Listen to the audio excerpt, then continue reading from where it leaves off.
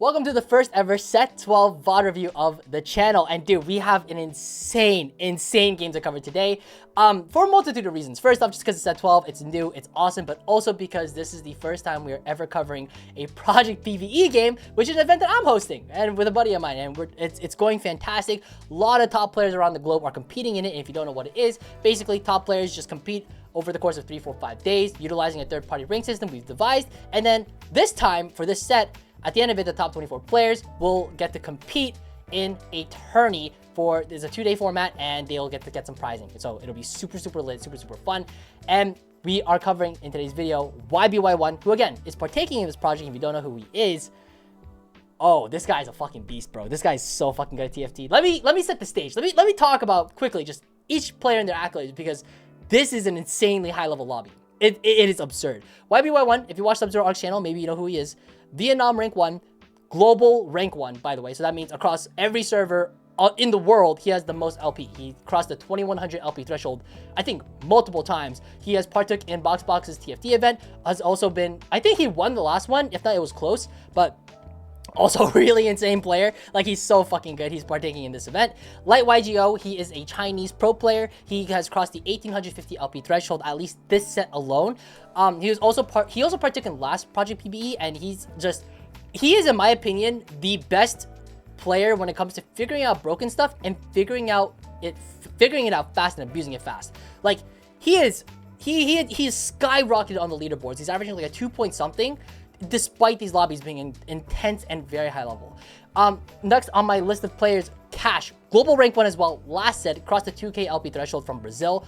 Also, last set's Project PBE winner. Very talented player. We also have Tamura, who you might recognize if you've ever watched Worlds. This guy is a typical OCE Worlds rep. Very strong player. He went 14th at set 9 Worlds, and he went 12th at set 7 Worlds, representing Oceania. Really good player. Artizu as well, who also went to Worlds this set in set 11, went 31st.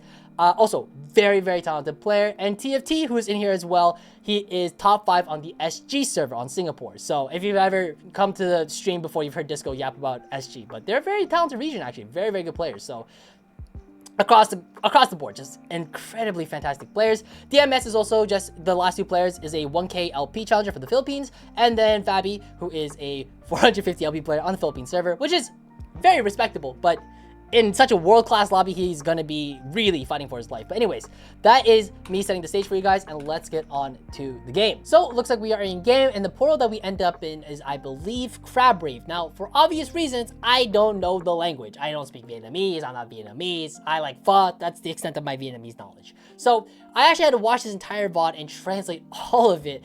And then after translating all of it, I had to go back and rewatch it and try to understand and break down the decision making. It was a time. It took me like 2.5, 3 hours to really get through and dig through the understanding. So I hope you guys understand that we really do try to put a lot of effort into the content on this channel. But looks like we are starting off with a 2 fairy opener. 2, if you don't know what fairy does, basically at the 2 mark, you get a fairy crown, which is sitting on his bench. Gives 30 AD AP, and if it stacks to up to 12 every time you deal damage or an instance of damage, it kind of stacks similar to a Titan. You'll see it in the clip, but basically you unlock damage amplification, so just even more damage. So it's a very strong item, to be completely honest with you. So it's pretty interesting to see that like a trait sort of revolves around this item. At the 6th breakpoint, you get the fairy armor, but he doesn't actually end up playing into fairy, spoiler.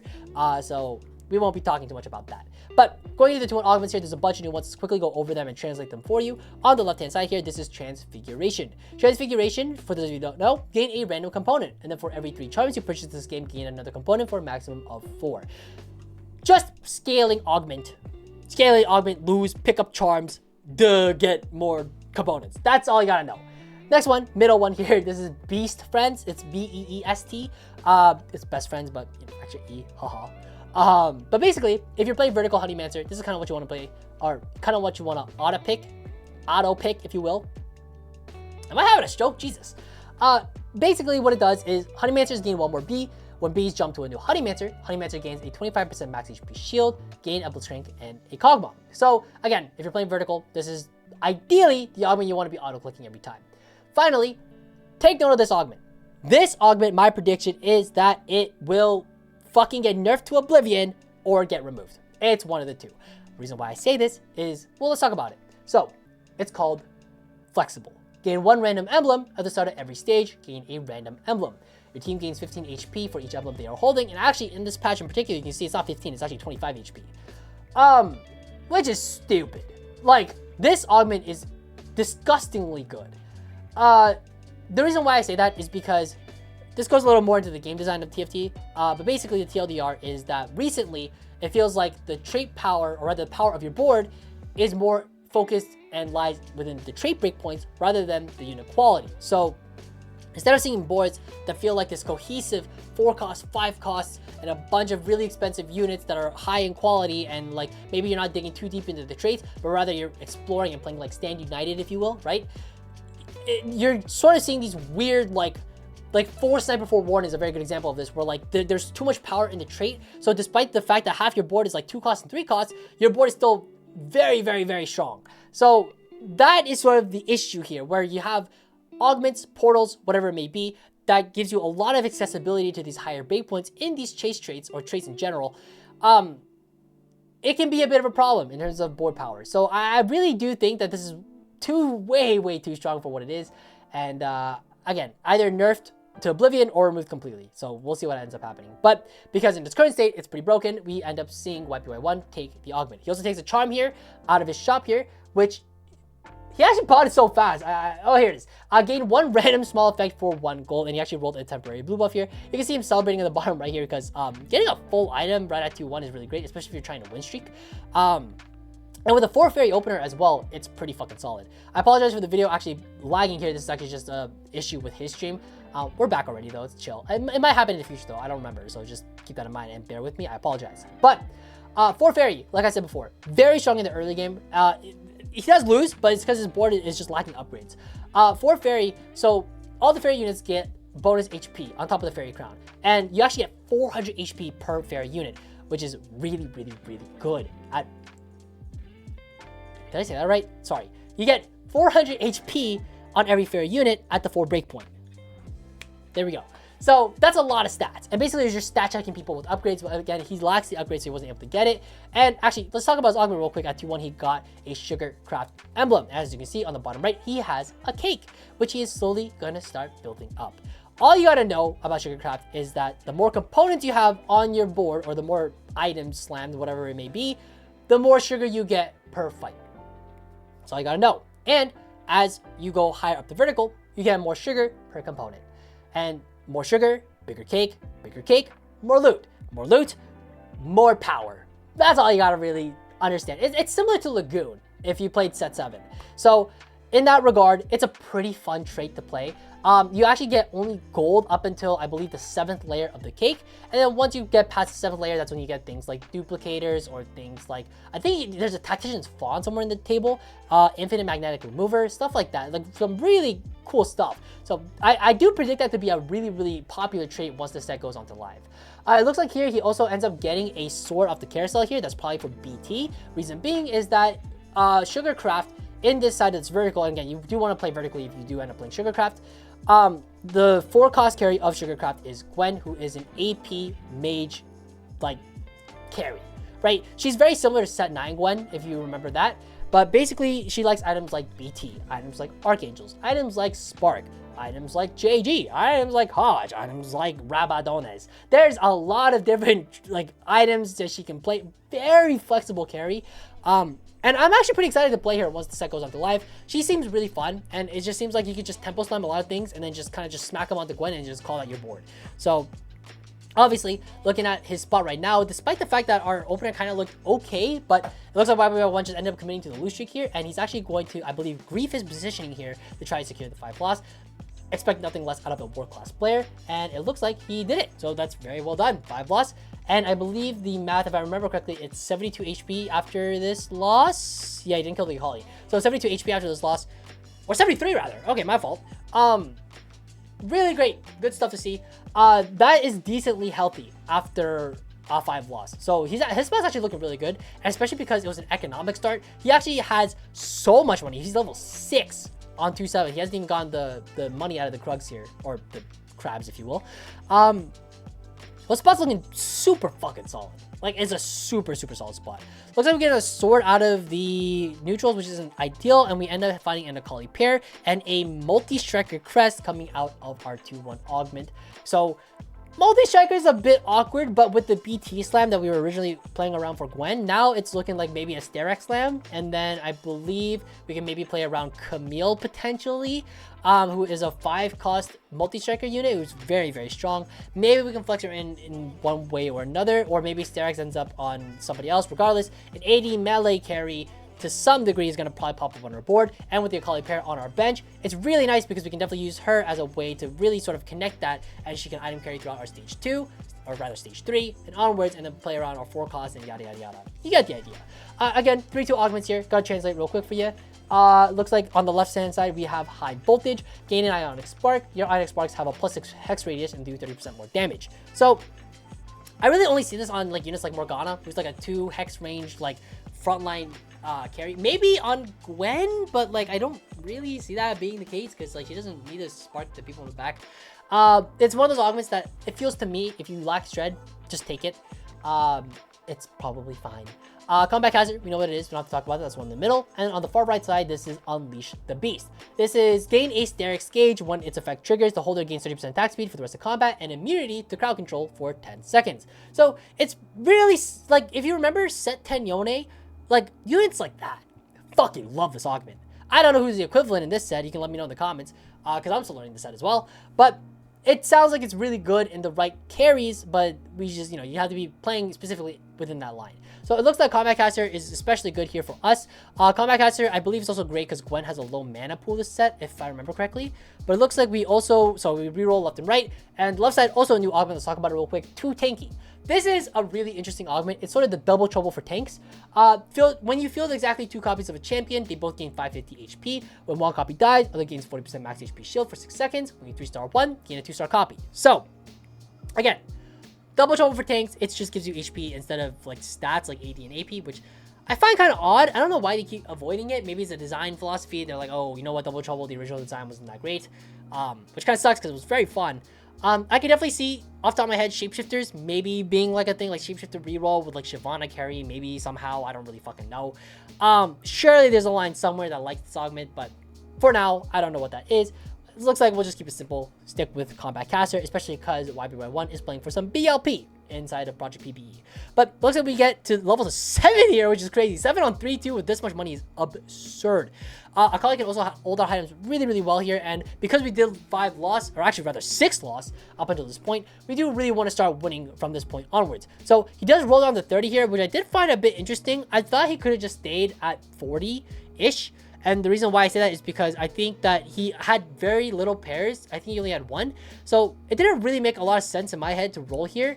It just felt very inefficient for a very unlikely chance to spike the power of our board, if you will. We did lose again, which kind of sucks. But to be honest, though, it just happens to be that we rotated into somebody who's playing the Poppy Hero Augment. Poppy is a 1-cost reroll unit, but with her Hero Augment, she kind of becomes very similar to set 10 Poppy. Yeah, there's a lot of callbacks, if you will, in this set, which is actually super fun. Set 10 Poppy is actually really fun. She was in Moshers, if you remember that trait. So it's super cool to see that like stuff like this is like slowly coming back to the hero augments, especially for like a 1-cost unit who is originally supposed to be a tank. But we lost to the hero augment 1-cost. Like fuck me, like it is what it is. Like I understand. But anyways, going into the carousel here, believe we have an open. Nah, we have an open tier, right? Yeah. So this is quite the high roll. So we actually get the Gwen already on 3-5. So we already found our 4-cost carry, which is great. And she can hold things like the Hodge. She can. I don't think we're gonna transfer the items off the Akali just yet. Obviously she likes BT as well, but you don't need to have both. Looks like YB1 decides to roll a little bit here just because he's looking for a little bit more oomph for his board. And then he ends up, let's see, he took a charm, which is your next opponent here, and finds stuff like the Callista pair, finds the multi-striker crest onto the Rumble 2 here for a little bit of that extra front line for Vanguards, and he makes a really interesting decision here to actually sell the Callista pair. I remember seeing that and thinking like, that's really interesting. Like I would not have sold it. I definitely would have kept it because we did have the multi-striker emblem. So, and plus is the, if you don't know, a 4-cost multi-striker. So I did find that really odd.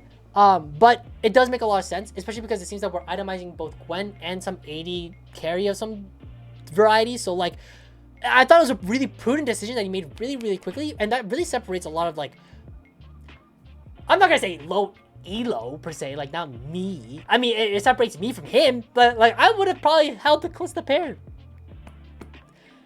I'm not embarrassed, you're embarrassed.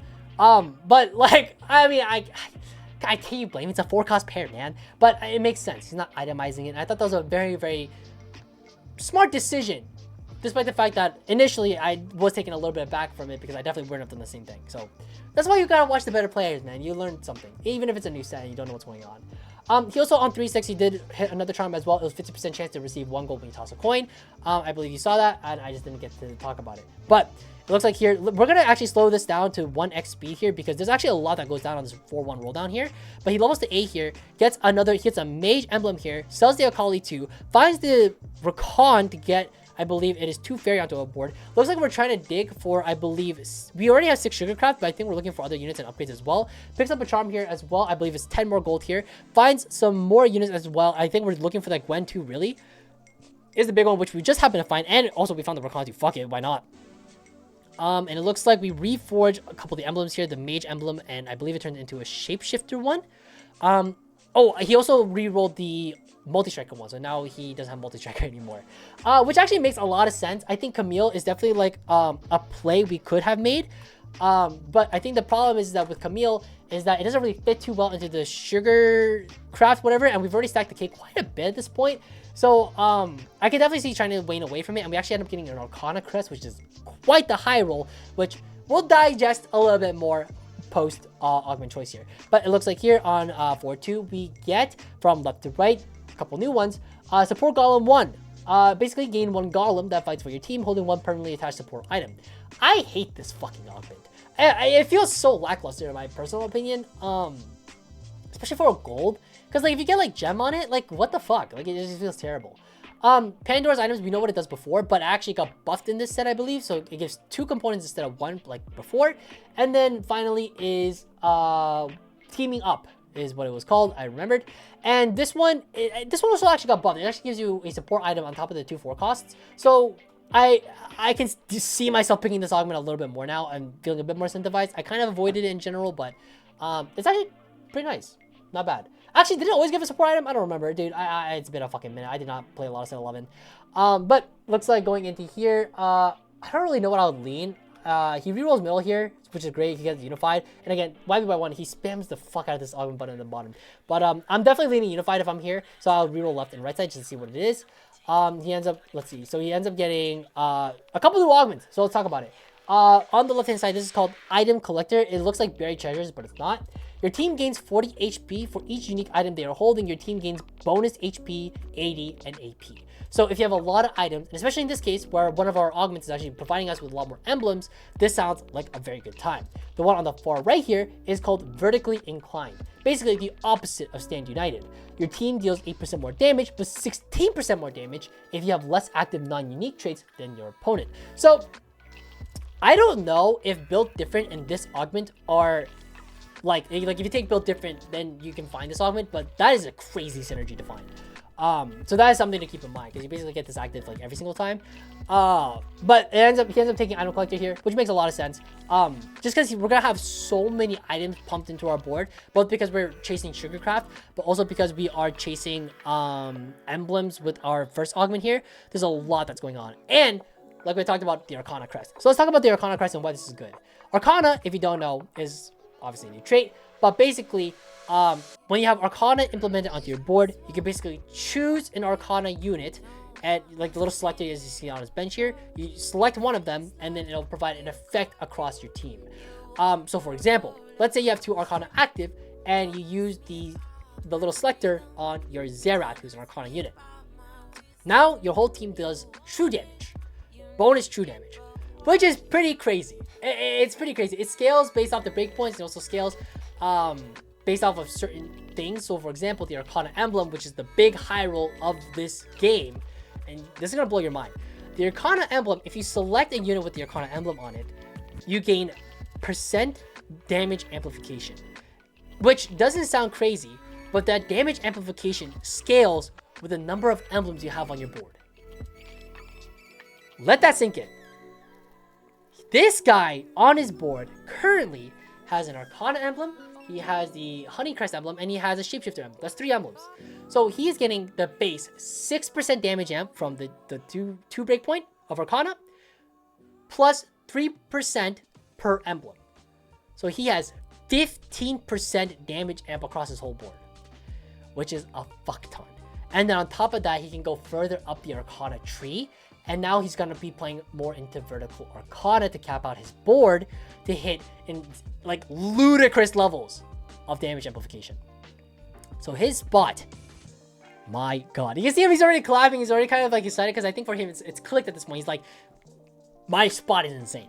This spot is so good. Because not only keep in mind that he hit the Arcana emblem and all this other stuff, but he's actually stacking up his Sugarcraft even higher because he keeps farming components and shit out of it. Right? Do you remember how it works? More components, more sugar. His spot's insane. This spot is so good. And his 4-2, or rather his 4-1, was incredibly efficient. It was so efficient because not only did he find his 2-star carry for his 4 cost, he also found his 2-star tank, which was his Rakan. Spot's so good. His spot is so good. Look at this guy praying, by the way. This guy's a clown. Dude, you can't hear him. He's going bang, bang, bang, bang, bang, bang. Like this guy's kind of funny. But anyways, looks like he's finally taking out the first one. And unfortunately, it's Tamura who goes in 8th. Unfortunately, the world's rep from OCE going down. But I mean, these are these high stake lobbies, man. These lobbies are tough. But it looks like YY1's getting a bow, a quick glove, more items. It looks like JG maybe. Oh no, he already has JG on his Gwen here. Maybe Ginsu's something to keep in mind here. He takes in the million on his board on 5-1, which I want to say this real quick. He also picked up a charm here, which is his shop will refresh every 2 seconds for free for the next 20 seconds. So it's actually a really, really, really good. It's kind of like a budget think fast, but it's a really, really strong augment here. It's very effective for just trying to find your units, especially if you're about a level or you just leveled that turn and you know you're rolling down. It's really, really nice. He also, if you noticed, he defaulted throwing Milio onto his board here. And the reason why is this. Milio is a really, really good splash unit. He's probably going to be the 5-cost splash unit across the set. And the reason I say that is because he provides a lot of utility for your board. Obviously, he still deals some level of damage, but his main quality is that he gives items in stacking damage amplification to allies. So just keep that in mind. On top of the fact that we have damage amp from Milio, and the Arcana damage amp already, we are doing so much damage. And if you notice on the left hand side here, we are now up to 3 Arcana. And actually, because we had again reforged the Shapeshifter emblem into a Bastion crest, now we can throw in the Pantheon. So now we have Bastion active, all our emblems are active, I believe, and we are chilling. Oh, I'm sorry, I apologize. Looks like okay, there it is. So it looks like we yeah, there it is.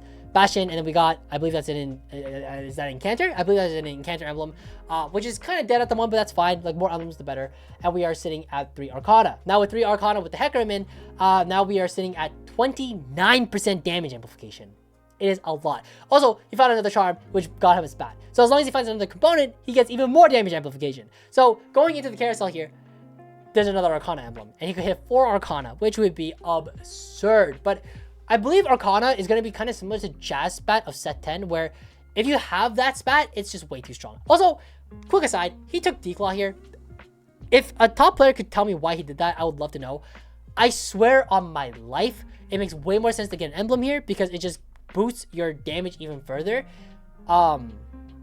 And he just gets an insane amount of damage amp on top of it. He would have gotten an extra 5% here at the 3 breakpoint, and he would have been sitting at 34% damage amp, which is a lot. It's a lot of damage. But maybe he just wants like a tank your frontline. I don't know. By this point, his board is disgusting. It is so good. We're level 9, 30 gold.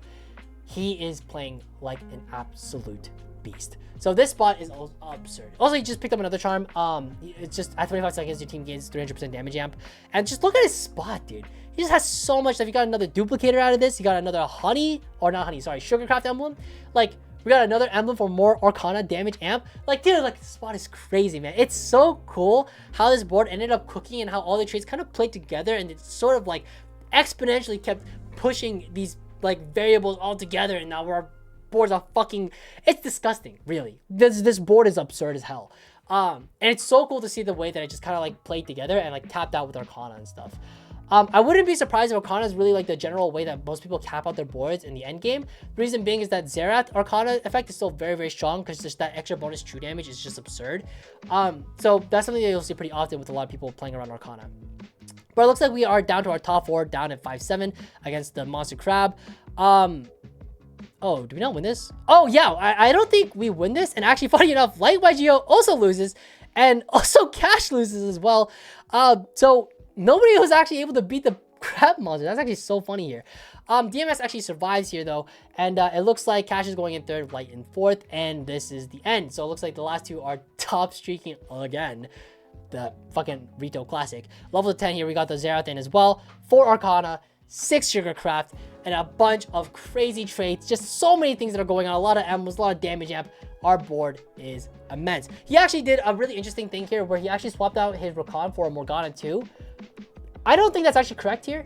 You can correct me if I'm wrong. I just think Rakan's ability is just so much better for like taking and stuff. It gives a shield to allies and stuff. But yeah, that basically does it. This was my 13th take. This was tough to get through. I'm so glad we got through it together. I hope you guys learned something. I hope you guys are excited for set 12. And also Prodigy PBE tournament's coming out very, very soon. So that's coming up this weekend. So please tune in for that. It'll be super, super dope. It'll be on my Twitch stream, which is down here. Anyways, take care guys and happy climbing.